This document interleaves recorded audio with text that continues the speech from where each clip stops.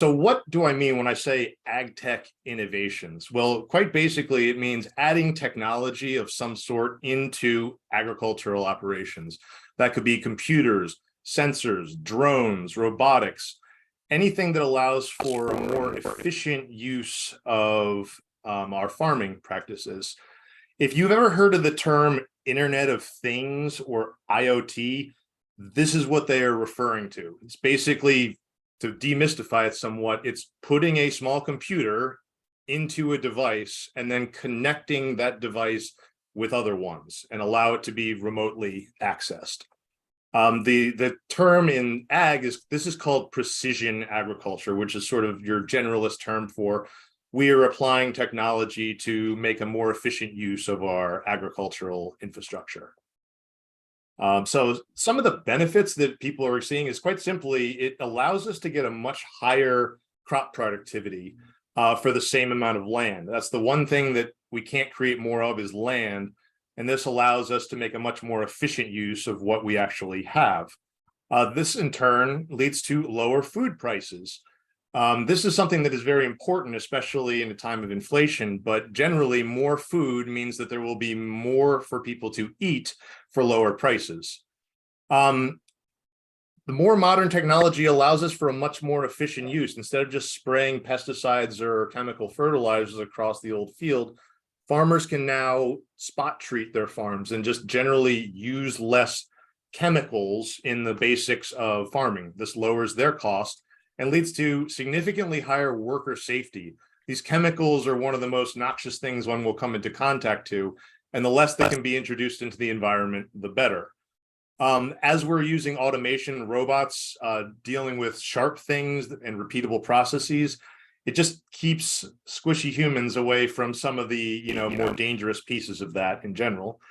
And we're seeing a much lower reduced environmental impact on our farm practices, which again is very important as we try to combat potential climate change and make sure that we have a sustainable model for feeding our world population. As promised, here's a few examples of some of the coolest 21st century ag tech that I've run into. So they have these things called water management or smart irrigations where, and this is a program that I'm working with Diane on called Farm Beats, where there are sensors that go into the soil. The computers will pull those sensors and you'll get real-time data on what moisture is there, when pesticides need to be applied, all sent to your central smartphone. Tractors, mechanization was one of the big places decades ago where farming benefited, but now those tractors are becoming smart tractors. They've added GPS guidance. There's the autonomous tractor, which can drive itself or be controlled by an app. Again, allowing for larger tracts of land to be farmed with fewer people in all weather conditions, and the convenience of an app. We're now adding smart cameras, artificial intelligence. This allows for remote monitoring in animal ag of your flock or your herd of animals, determine if there's any that are sick, see if there's any places where you have greenhouses that the plants aren't doing well, and you have what you see at the bottom is an example of a learning robot that will apply the needed materials to plants in one of these test greenhouses. It's pretty neat stuff. We have sort of the single pane of glass farm management software. Traditionally, a lot of this was done by hand in notebooks over the hundreds of years that some of these farms have been in operation. Now it's all being taken to the cloud with modern technology that, again, can allow farmers to get more efficient use out of their land and get higher profits overall. And last, this is everyone's favorite, drones. It feels like everything has drones in it, and they're used from everything from applying pesticides or mapping out farmland and determining what the boundaries are. One story I'll share real quick of a cool use of drones that I heard about was from one of my friends who worked on a farm out west, and it was a weather collection program. So there were 10 remote farm fields where these special weather drones were going to fly around, poll, gather real-time information, and then deposit it at a central base station that was hooked up to a 4G modem. And this was supposed to save them lots of money and have a very low overhead. Well, the first month in operation, they got a little bit of a surprise. When they got the bill in the they opened it up and it was for $80,000. Ooh. Yeah. So apparently those 10 4G modems that were out there were not secured in any way. Hackers found them and used them for robodialing. And they ran up an $80,000 phone bill in 1 month. Oh. And there's not really a whole lot you can do. And that was, my friend felt kind of sheepish about that one. It didn't turn out to save as much money, but it just sort of shows that the problem with a lot of these attacks is that the first warning that you get is the ransom note, at which point it's too late, basically. Let's go back to sharing. Let's see on there. All right, so thank you for participating. That was great. I love seeing that kind of interaction. So what's really worrisome is, again, these 21st century threats, as everyone was talking about. Cybersecurity is the big one. Cyber attacks, ransomware, phishing, data theft. If you've read the newspapers or watched news or heard anything at all about this, it's really, really bad. It's estimated by 2025 that it's going to cost $10.5 trillion in damage from cyber attacks, which would make it, I believe, the third largest economy in the world after the United States and China. And then we have these complex supply chains that we can build through use of technology, but when they break bigger, and they break in new and exciting ways that we hadn't really considered before, where, again, a pipeline company in a different state means I can't put fuel in my work car, and I can't get to the office, that sort of thing that you never would have expected. And as before, the more we use technology, the more we become dependent. We no longer have the option of saying, okay, we'll just stop using computers, shut off the internet, and go back to the way things were. That's not really possible anymore. And it's especially not considering the number of people that we now need to feed. The human population is close to 8 billion now. And these agricultural advancements are need to just straight up have enough food for everyone to get enough to eat. So the consequences are quite dire. So what is the problem really that farmers are facing? Why are hackers going after small family farms? Well, their main goal is not to the farmer themselves, but the big ag company that they are part of the supply chain. The farmers are just simply seen as a means to an end and a quote unquote easy target because they believe them to be completely unsophisticated, and they will use them as a stepping stone to get to the big ag company. Now, the small farm is destroyed in the process, but that's not really what the hackers are worried about. So these are some of the challenges that farmers are facing with this. Number one, hackers are smart. Do not think of them as dumb criminals. These are extremely intelligent people who have used their computer science knowledge not for good. They've made a different life choice than we would have liked them to be. Those same computers that enable so many wonderful things now also are available for the hackers to use. And for the most part, hacks that are going out are not being done by humans. They're being done by automated processes on computers that never get tired and will just work until eventually they catch someone. Again, we've decided to connect everything to the internet. And so what they call the attack surface is now enormous, and any part of that chain being compromised is enough to cause significant damage. And the most simple problem is hacking is profitable. Cybercrime is profitable. I wish it wasn't true, but in many cases, these are criminals and they're doing it because it gets them money. The goal is to make it not profitable so that they would just move on from what they're doing. The other challenges, especially for small farms, is that the cybersecurity solutions that are available are extremely complex, extremely expensive, and are not even close to the budgets that a farmer could afford. And they don't have the technical know-how or staff to actually run them. It would just be an expensive thing that wouldn't get them any value. At the end of the day, these cybersecurity products do not grow them any crops. They do not get better prices at market. And it doesn't really give them anything tangible. It's the issue of insurance.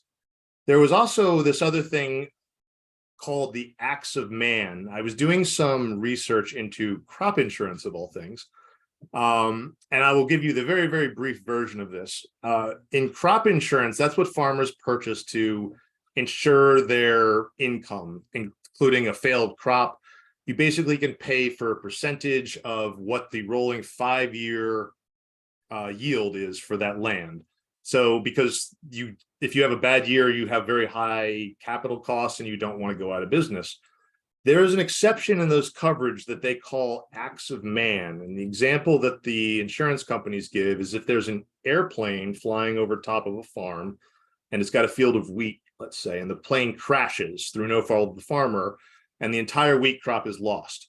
Well, that's considered an act of man and it's not covered by their insurance product. I would also argue that a cybersecurity attack, just like the ones that we described in the breakout sessions, are also acts of man. So the real problem here is that farmers would think that they're protected and they might not be. What I was told is that if they want to be protected, what they need to do is buy cybersecurity insurance. And I will tell you that in all the times talking to farmers, I have not found a single farmer that currently has or plans to get cybersecurity insurance, because again, they don't see the direct value of it, which is really a challenge. You might be wondering, I'm not a farmer. We saw no one here is a farmer, so why should I care about this problem? Well, hackers do not only target farmers, hackers target everyone. And I'm not going to put a poll question up, but I'm very certain that everyone on this call likes to eat food. And I am one of them. And I do not know how to grow my own food. And if there's a major attack on our food supply, I run the risk of starving to death in 3 weeks. Again, complex supply chain, it is a very, very long plate from the farm to your plate. And if any of the things on your screen get disrupted, the whole chain breaks down and your grocery stores are empty. Again, food supply, I would argue, is our most critical infrastructure. Losing the easy access to fuel for Colonial Pipeline was a big hassle. Losing access to food would have been apocalyptic. So that's, which brings us to the next session where I really wanted to ask to get a poll of, have you or someone you know been the victim of a cyber attack? Now, I'm not looking for personal details here, but just in general, if you know anyone, because this is one of those places where almost everyone does. So thank you for sharing more horror stories on that. And let's see. So I wanted to jump into a quick poll here because this is the answer to what can be done. I'm glad to see that there were several people that got it right, because it's actually 4 to 6 months. And I will say that is usually surprising to most people when they hear that. I will freely blame television and movies that a gentleman like the one you see on your screen banging on a keyboard, encountering encryption, banging on the keyboard again, and he's through in seconds. It's actually far more boring. It's very slow, systematic, and it's really hard. As I mentioned, the hackers are smart, but this little tidbit leads to, what can be done to solve this problem. So the first thing that I will say is to have what I call a cyber 911.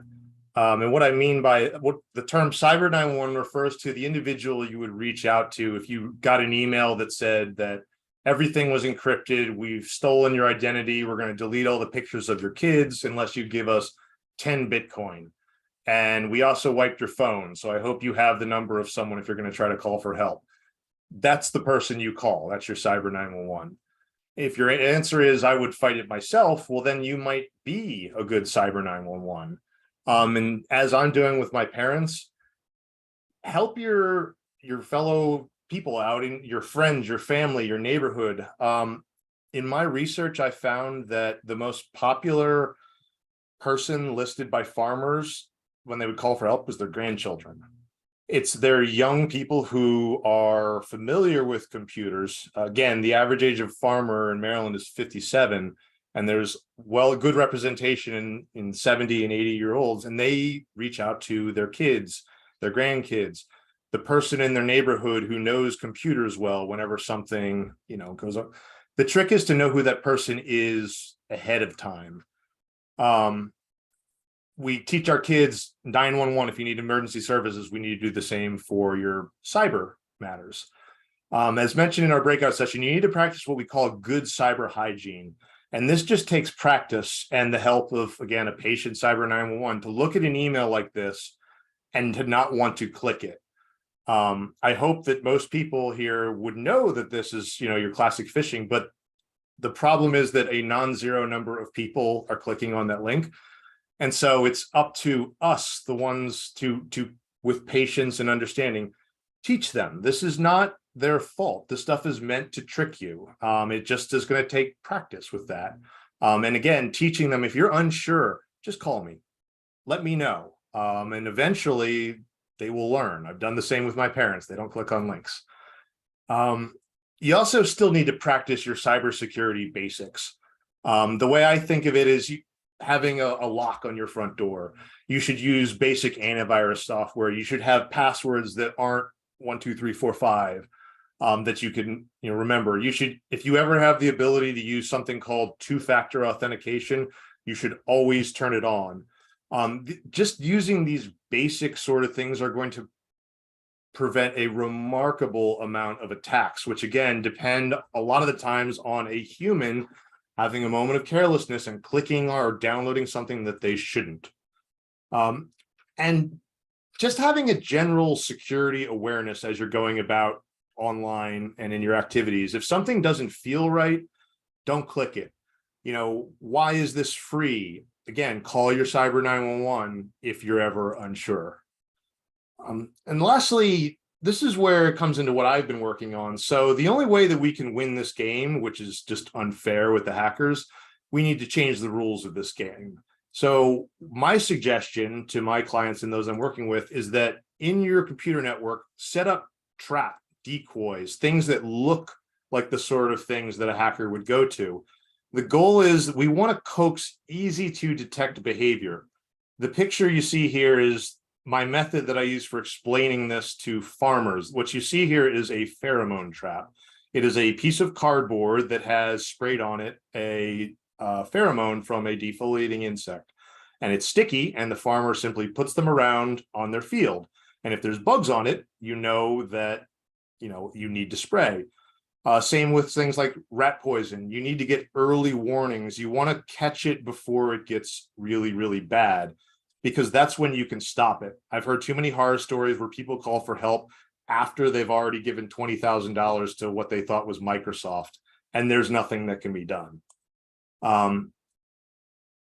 So just explaining a little bit more how these traps can detect pests. So the way it works is that a farmer would go around and put these traps around their fields, around their grain silos, everything that they want monitored. And then they simply look at it as they go around. If they see any signs of activity, they record it. And if they know that it rises to a certain level, we know now that there is pet infestation of some sort. What that means is that now it is time to spray. Apply your pesticides, set additional rodent traps, do everything you normally would, except that now we've only used the minimum amount required. We only spray when there's an actual infestation as opposed to just because. And then you reset the traps and resume. And it's a very cost-effective way of doing it. Well, if we apply the same thought to detecting hackers, so instead of things on a farm, think of them as computers and objects on your normal network. My product is called the Sentinel box. It's an early warning system which would install to that network. It deploys these trap decoy workloads, which I call sentinels, that look, again, exactly like the sorts of thing a hacker would want to attack. And then we simply monitor them for any sort of signs of malicious activity. If anything is detected, we now know something bad is happening. The defender and the cyber 911 is now alerted, and now we've sort of caught the bad guy early before the ransom can go out. And that was sort of the way that I found to solve this problem. And we would then send more Sentinels out of the type that were triggered. And we could do this indefinitely until the hacker just eventually gives up. You reset the system and go on.